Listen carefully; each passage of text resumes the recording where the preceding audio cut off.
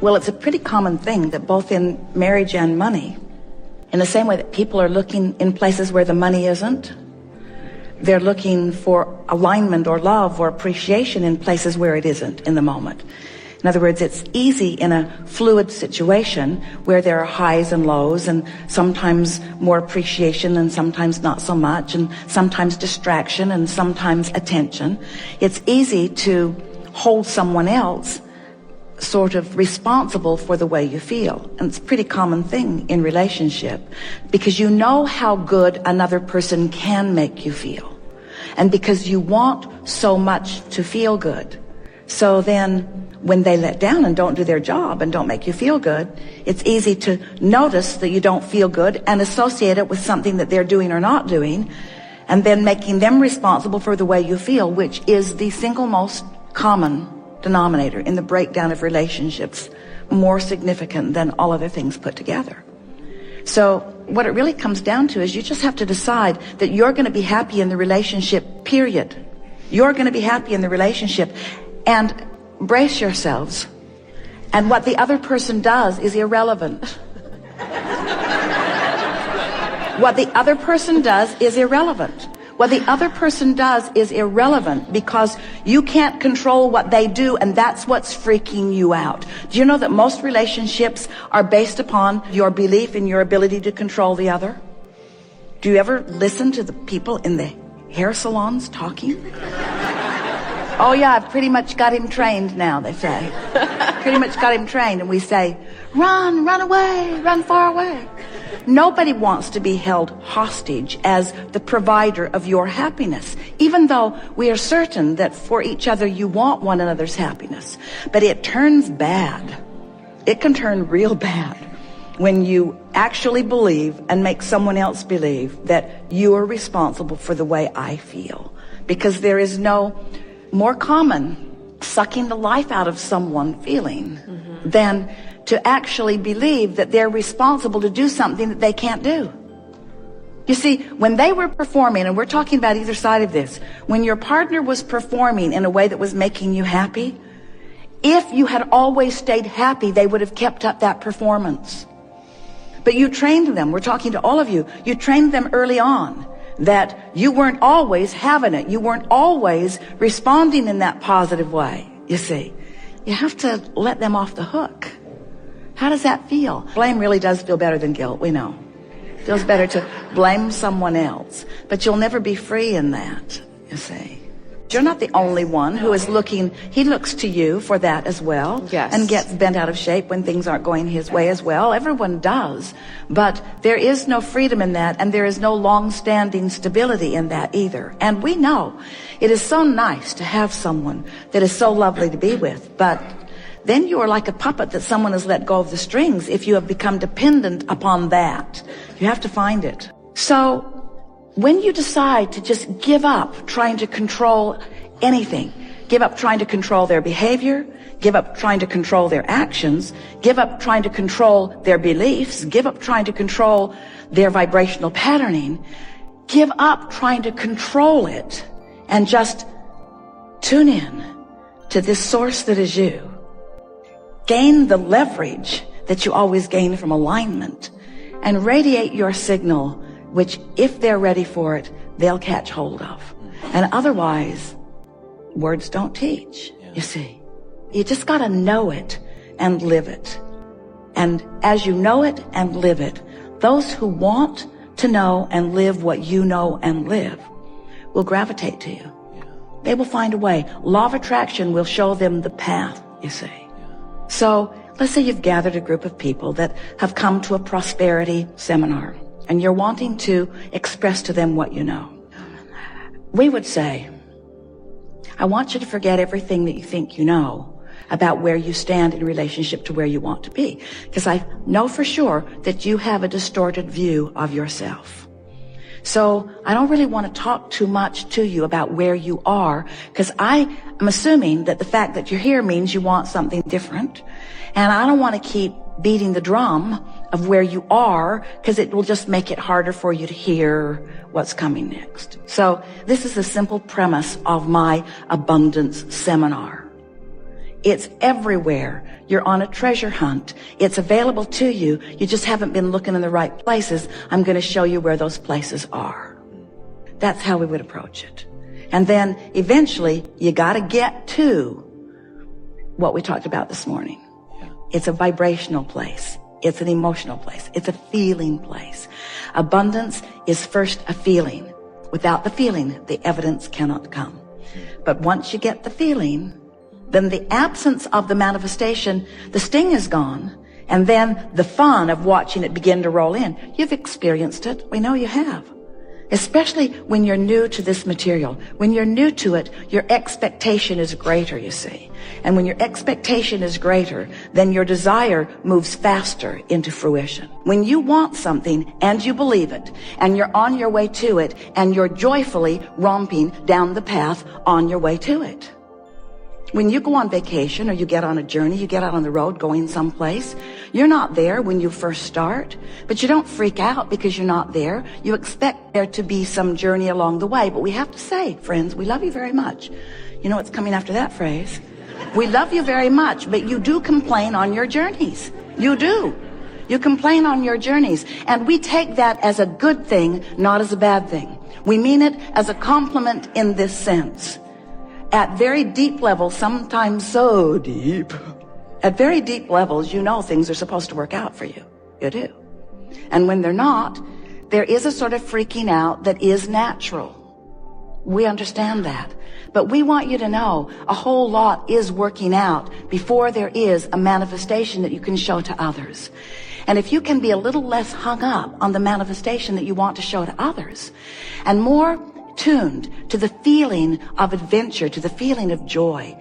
Don't you just love it when you want something in general terms and you don't exactly know how it will play out? Oh, you've got some ideas about how you would like it to play out.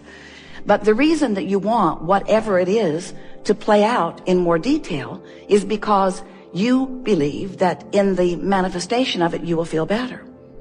So, you know how when you want something and it hasn't yet manifested, but you have this general sense of it, and then ideas start to come to you? Don't you like that feeling of idea? Don't you like that feeling of inspiration? You do when that feeling of inspiration is accompanied or allowed on this basic platform within you of expecting good things to come. So if you could just develop a sort of general basis of beingness that goes sort of like this. I don't exactly know how it's going to be or who it's going to be or when it's going to be or where it's going to be, but I know that it's going to be really good and that I'm going to know it when I see it. In fact, I know that I'm going to know all the steps along the way, because feeling your way to the next manifestation and the next manifestation and the next manifestation is what the most of your life is about. It's not about the manifestation and the manifestation and the manifestation. It's about feeling your way along your way to the next manifestation and the next manifestation. Hear that? That's really an important thing. Because if it were the other way, if it was just manifestation, I want it, boom, I want it, boom, I want it, boom, I want it, boom, we promise you this would be a seminar on de-manifestation. I have 487 cars, Abraham. The oil is seizing up in most of them because I can't get to them every day. I have more property than I have been able to visit. The rats have moved in. I have more stuff than is manageable. That is what you would say to us. There are more people in my life and there are more conversations to have than I have tongue to have them with. That's what you would say to us. But when you let your world be a vibrational world, which means it's an emotional world, which means it's a thoughtful world, now your world can be one that vacillates between comfort and ease, and power and certainty, and eagerness and clarity and passion and love and joy. In other words, you're up there on that end of the emotional scale. You're not having to dip into the contrast because you have enough contrast in that good feeling end. You like going from, the satisfaction of not being overwhelmed to the exhilaration of having a little more to do right now than you really want to do. In other words, that's really a nice blend of emotions, and you have the ability to control yourself in that way. But you've got to stop. You have to stop making it about the manifestation and begin making it about how I feel right now, how I feel right now, how I feel right now.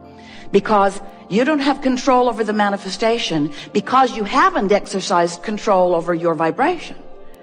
But if you start making it about exercising control over your vibration, control over your emotion, control over your thoughts, control over your words, control over your general approach to physical life experience, what you're going to begin to notice is that you have control over all of the specifics of your life. Not just what, but where.